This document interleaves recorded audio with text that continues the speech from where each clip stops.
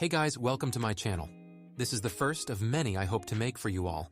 If you enjoy, please make sure to like and subscribe to the channel for upcoming content. The manhwa begins with Principal Lu Yun's brief to the students on the completion of their theoretical training of the profession system, and today is the day when their professions will be chosen. The principal spares them wishes that they may become as successful as Su Kangxing, a level 80 holy mage. Amongst the student of Isekai'd First Academy is Lin Moyue. He has been reincarnated in this world, which is no different from an RPG game, filled with dungeons, secret areas, and monsters. After the selection of a profession, the players can elevate their levels and strengthen their skills by raiding the dungeons and secret areas to slay the monsters residing inside. To maintain the balance, countless sages of the human race have carved a living space amongst countless monsters. Although the most popular professions here are the combat professions, followed by the support class and livelihood professions. The combat and support classes are further classified into 5 classes ranging from low to legendary. The entire XI city has not produced a single legendary occupation in a decade, such as scarcity. Gabi Yang inquires Moyue about his most desired profession. Yang himself desires to be a knight. Meanwhile, classmates express their resentment toward Moyue for his scores being better than theirs. Master Zhang Qian, a level 52 formations master, is also present at the event. Moyue recognizes Zhang as an array master, particularly rare supporting profession. The principal begins calling students one by one, and as they enter the transmutation circle, their profession appears. Huma, the first student to enter the circle, does not look entirely pleased with his former profession. Though being a farmer in the livelihood classes is not that bad. Master Zhang asserts that this year's students are very plain, no rare class has been seen until now. They wish to discover a rare profession this year, but considering the bleak possibility of having 1 or 2 rare professions in the entire city, their chances are very bleak. Xiaxui enters the circler with an aspiration to assert her dominance over Moyue. Although they are known as 2 geniuses of the academy, Moyue has always been ahead of her. Master recognizes the glimmer of geniuses in Xiaxui. Her mental strength is twice that of a normal being, and Master Zhang believes she has the potential to become a mage.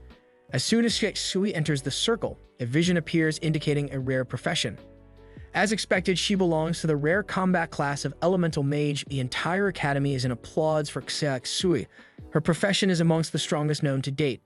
Now it's Lin Moyue's turn, who enters the circle rather calmly, and the other students. Master Zhang thinks that there is nothing so special in this child apart from looking considerably calm. However, the principal, Lin Moyue, is the first amongst the 2 geniuses of the academy. The entire academy turns up on their heads when Moyue enters the circle. Strong winds engulf the circle with the sky full of dark. Master Zhang indicates a transformation vision. He expects an ever stronger profession than Xiaxui. She fears that she might have just lost to Moyue because the present vision looks stronger than her. Shockingly, the students point at the undead appearing out of the clouds. Moyue has been gifted with the combat class Necromancer, a unique hidden profession, which means that there is no one else with this profession unless he dies. This makes this profession rarer than the rare professions, even rarer than the legendary professions. The students can't believe the sigh before their eyes. They dumbfounded stare Moyue, who has been allocated a profession unlike anyone. But at the same time, his profession is scarier for the other 2, although the hidden professions are not necessarily the strongest as well. Master Zhang impulsively stops Moyue. The master asks Moyue to demonstrate his skills. Moyue asks his skills first and summons the skeleton warriors, implying his summoning skills. Master Zhang is shocked by his demonstration of skills. Though Moyue is presently weak in his skills, but once mastered, he will be a beast for others to handle. Moyue has the special ability to summon the skeletons without consuming his spiritual energy. On top of that, the skill will only grow stronger in the future for him. Moyue is confident that one day he will be able to kill the monsters in a go. Gao Yang's profession turns out to be a knight. Gao Yang delightedly asks Moyue to fight by his side in the future, watching each other's back. The principal maintains that irrespective of the profession, academy has arranged a place for them to improve. Moreover, tomorrow the novice leveling dungeon will also open. The monsters in the newbie upgraded dungeons range from 1 to 8 rank, thinly clustered with low difficulty. Agonized by the circle results, Xiaxui rushes toward Moyue and challenges him to a competition. Moyue accepts the challenge. She leaves them maintaining that she will not always be second to him. In his house, Moyue delightedly talks with his grandmother and sister's picture, informing them about his success. The principal visits his place and hands Moyue a bag of supplies. Last year, Moyue's sister was the only one from the city to be selected for Xiajing Academy, and the principal promised her to take good care of Moyue in her absence. In the middle of the night, Moyue wakes up to a holographic notification before his eyes. saying the strongest talent system is binding. Suddenly, he is gifted with passive skills and raised in the levels. The attributes of a skeleton warrior have been elevated 5 times. With the damage transfer skills, he is nearly invincible. The next day at the novice leveling dungeon, Gao Yang is gutted at Moyue for looking doing on him. Unbothered by his rage, Moyue calmly responds that if they team up, they may end up turning slow. Shiksui also sides with Moyue's opinion, even the senior's advice to go solo at monsters below rank 10 and team up against those with a rank higher than 10. The principal chalks out the plan for their raid. Other than the 2 geniuses, rest are tasked to provide assistive support. When asked by the students, the principal replies that letting Xiaxu go solo is to allow her to lift her rank quicker, as she aims to join Xia Jing. Moreover, in the case of Moyue, even the Master Zhang is uncertain of the outcome of his skills. Moyue replies that he is aiming for the same academy too. Principal rebukes Moyue that, if he desires to enter the Esteem Academy, he has to be near level 15, since his sister got admission at level 16. Moreover, he can't gain a level 12 in merely a week. The highest level of monster in this dungeon is 8, and there is no way he can lift himself to a level 15. As they step inside the dungeon, owing to Moyue's orders, the undead begin shredding the monsters into pieces one after another. Moyue's experience raises 10% within minutes, and he levels up in less than half an hour. With the increasing stats, Moyue summons 04 further undead and continues his journey swimmingly. However, there are monsters that the undead have missed, and Moyue tries his passive skills to counter the monsters. Lin Moyue continues to excel his level to new heights, and if he continues to surge his level to 08, he will be able to go high Siberia. There are more high-ranked monsters to compete. Master Xidong, the head of the Xia family, visits the academy on the dungeon raid. The principal congratulates Master Xia on the successful transmutational circle of his daughter. The master is here for his daughter's first dungeon raid. Her seniors Su Kamsing and Lin Mohan earned level 5 on their first successful raid, and the principal is confident that she will fall in the same category. There is a specific countdown for every participant in the dungeon, and they will automatically exit once their 12 hours are complete. Master Xia curiously asks about the hidden profession. The principal briefs him about the necromancer profession of his bright student Lin Moyue. In the dungeon, Mayo eliminates a level 7 bear, but Moyue is disappointed that even after 7 hours he has not been able to come across a level 8 monster. Wondering how the others might be doing, he continues to stride along with his undead army, and suddenly Moyue falls back courtesy of a deadly blast. Finally, a level 08 monster appears before him. Shockingly, it takes only 04 slashes from his undead to eliminate the level 08 monster. Moyue is disappointed that he will not be able to speed up his growth if he continues to face plain monsters. Slicing through the level 8 bullwhip trees, Moyue has reached the end of the dungeon. The principal flips on his head as Moyue has raised to level 07. It has never happened in the past. The principal accepts his request to go to Exaiha Suburbia. Once all the students are out, he may prepare Moyue's ticket. The parents waiting outside can stop themselves from questioning his earlier exit. The principal tells them about Moyue's incredible feat, which lead him to exit the dungeon in 10 hours. The parents are shocked to hear about Moyue's incredible powers. They believe he is the most powerful among the rare professions known to them. Inside the dungeon, Hexuexuni looks quite satisfied with her performance. She has already reached level 05, the record performance at this very institute. But Hexuexui shocks in disbelief when she finds Moyue outside the dungeon before her with a staggering level of 7. Gutted for being outscored again by her competitor, Master Xia tries to calm his daughter, but Xia is burning with vengeance. She wants to ascertain her superiority over Moyue by all means. On the flip side, shocked Gao Yang hurries onto Moyue and requests to keep him alongside in the next raid. But the next day, the principal tells Gao Yang that he has been fooled as Moyue has already moved for Kazahar Suburbia. Moyue enters the Shen Xia Empire Exchange. Moyue evaluates the domain's difficulty to choose among them. They are categorized as normal, nightmare, and hell. The nightmare difficulty is far higher than the normal difficulty, and one can't steer through it without a team. And as for the hell difficulty, the normal professions can't survive this deadly domain. At the entrance, the knight accepts Moyue's entrance pass, but warns him about the monsters roaming in the city. The wall dividing the city from the rest of the empire is not an ordinary distinction. An entirely different world lives here. Moyue activates his undead force to attack the level 10 goblins. He is confident to raise to level 15 by the time of the final trial. Moyue's entire goal is to enter Xia Jing Academy like his sister. Once attaining level 10, Moyue receives a huge boost of 120 points in his spiritual skills. The skeleton warriors level up to bronze, and their overall strength also increases drastically with his present level. Just when Moyue thought he ended the monsters nearby, arrows are shot at him, aiming to tear his body apart. He comes across a probable assassin profession chased by the archer professionals.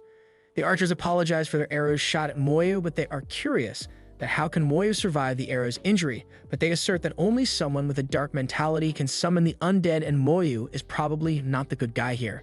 But glares them as they pass by him. He is determined to punch them back with more intensity than their imagination if they do any harm to him. Even though he has slaughtered hundreds of the goblins around, but raising from a level 10 is not easy. Mayo may have to kill 5,000 goblins for a single level raise, but Moyue does not want to turn back. Moyue understands that will not have much time on his hand. He may have to put a lot more effort to earn a spot in the esteemed academy. If Moyue gives it his all, he may be able to reach level 15 in 3 days, but it is still unclear if he will be able to raise level to 16 in the remaining 1 day.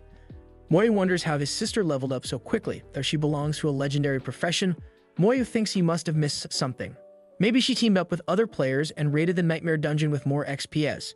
He decides to go and make a look if his guess is right. Meanwhile, the skeleton warriors come back to him fully exhausted. The same masked assassin reaches Moyue looking for food. Moyue provides her with the food, and the assassin dashes on the food as if she was hungry for days. Anticipating that Moyue was not fond of talking, she decides to evaluate each other with analytical skills, but surprisingly, Moyue's skill fails. The girl maintains that she has never seen someone with a necromancer profession. Maybe it's the reason why she saw skeletons around him in the day. Moyue curiously asks why his analytical skill failed, and the girl shows him a blocking badge, which abstains anyone who is not 10 levels higher than her from seeing her skills.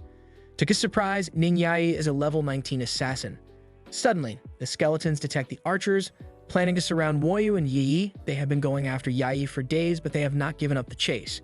Before Yayi could take a leave, marking arrows are shot at her vehemently. Agonized by their relentless attacks, Yayi decides to fight back. They have caught Moyue and Yayi at a dead end. The archers believe both Moyue and Yi have teamed up against them. Yayi clarifies that Moyue is not part of this fight, and she is ready to give them skill scripture.